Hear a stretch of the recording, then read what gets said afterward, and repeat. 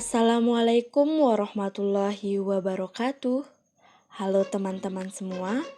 Jadi di video kali ini kami dari kelompok 7 kelas 3B akan membahas tentang jenis-jenis kalorimeter. Sebelum masuk ke pembahasan mengenai jenis-jenis kalorimeter, terlebih dahulu kita mengetahui apa sih kalorimeter itu?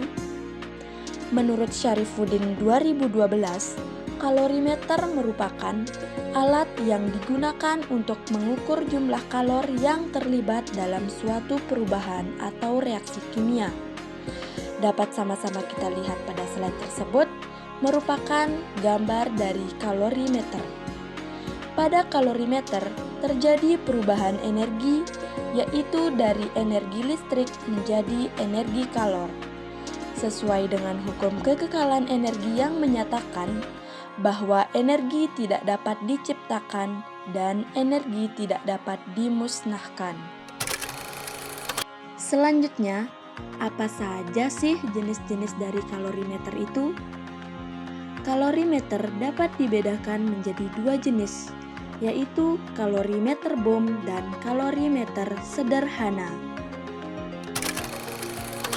Menurut Ugi Alamsyah tahun 2014, kalorimeter bom merupakan alat yang digunakan untuk mengukur jumlah kalor atau nilai kalor yang dibebaskan pada pembakaran sempurna dalam oksigen berlebih dari suatu senyawa, bahan makanan, dan bahan bakar. Pada slide tersebut, dapat sama-sama kita lihat gambar dari kalorimeter bom. Sejumlah sampel ditempatkan pada tabung beroksigen yang tercelup dalam medium penyerap kalor, yaitu kalorimeter, dan sampel akan terbakar oleh api listrik dari kawat logam yang terpasang di dalam tabung. Reaksi yang berlangsung pada kalorimeter bom berlangsung pada volume tetap. Oleh karena itu, perubahan kalor yang terjadi di dalam sistem sama dengan perubahan energi di dalamnya.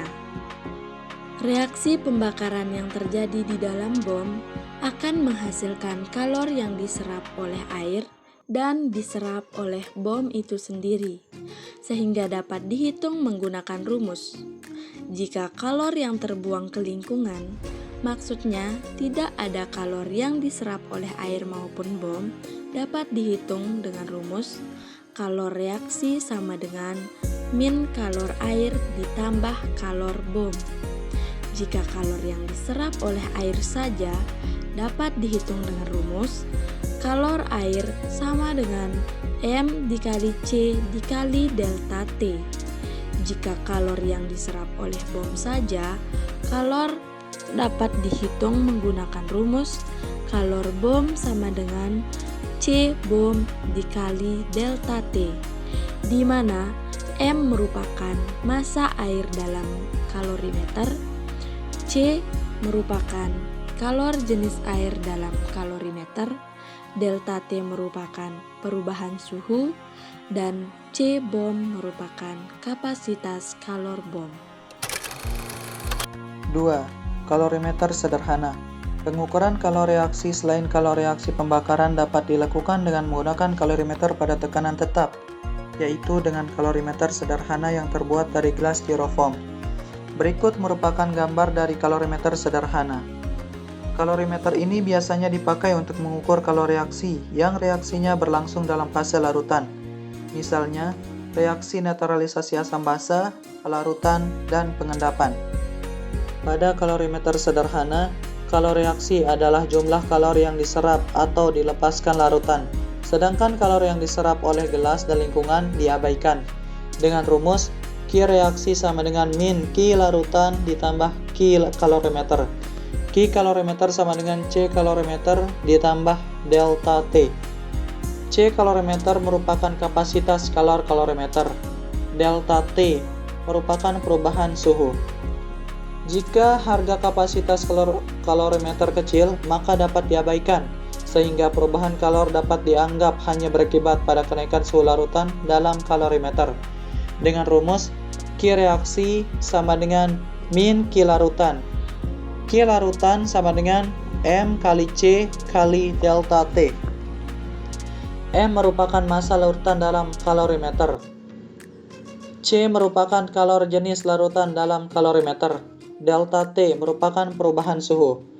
Pada kalorimeter ini, reaksi berlangsung pada tekanan tetap, sehingga perubahan kalor dapat dianggap hanya berakibat pada tekanan suhu larutan dalam kalorimeter.